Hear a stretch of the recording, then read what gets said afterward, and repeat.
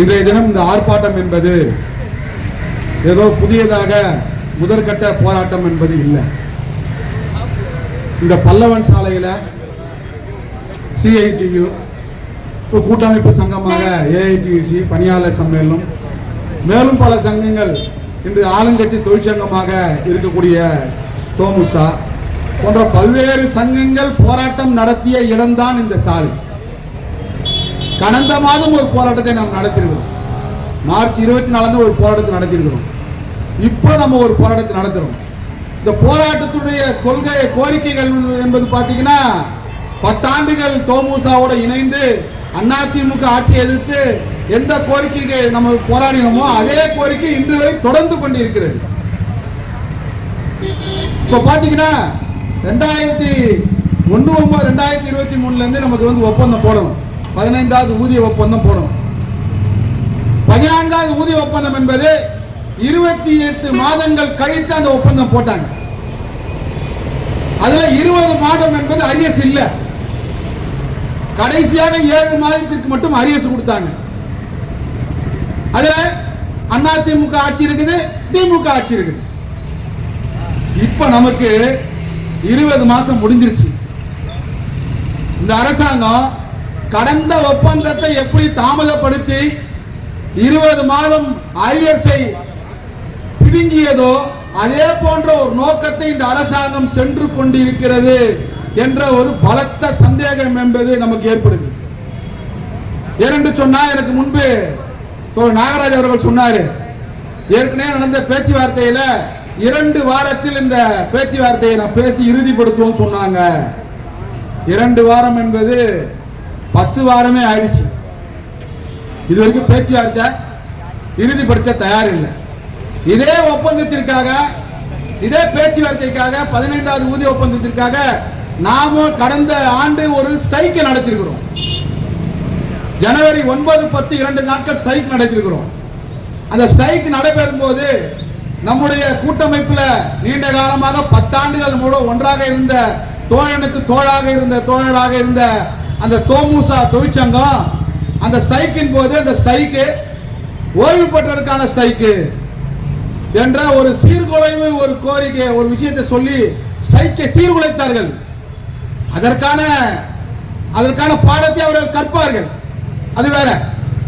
அப்போ ஒரு போராட்டம் நடைபெறும் போது ஒரு பக்கம் இந்த ஸ்ட்ரைக்கு ஓய்வு பெற்ற தொழிலாளிக்கு ஸ்ட்ரைக்குன்னு சொன்னாங்க.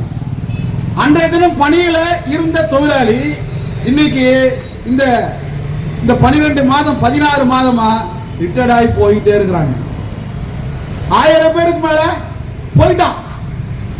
நாங்க ஒரு சில பணிமனைகள்ல இப்போ ஒரு கூட்டம் நடத்திட்டு இருக்கிறோம். அந்த கூட்டத்தில் இந்த தொழிலாளர் பங்கேற்கிறாங்க.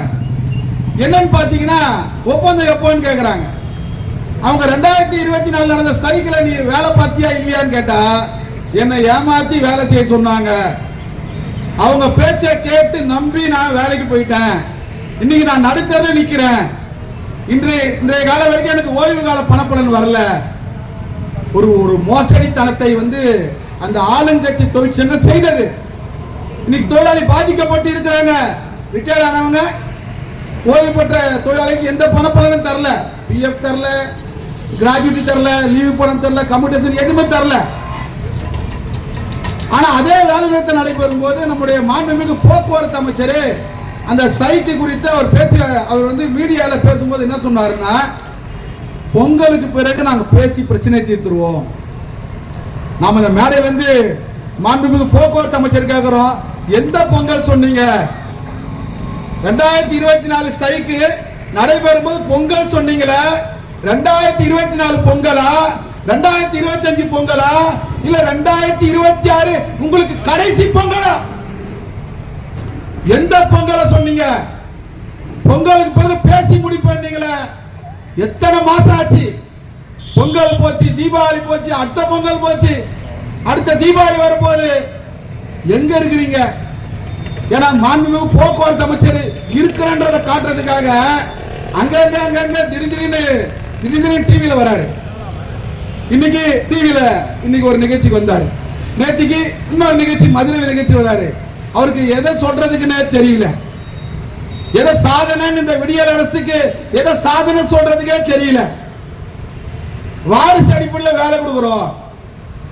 அது பெண் நடத்துனர்கள் வாரிசு அடிப்படையில் வேலை கொடுக்கிறோம்.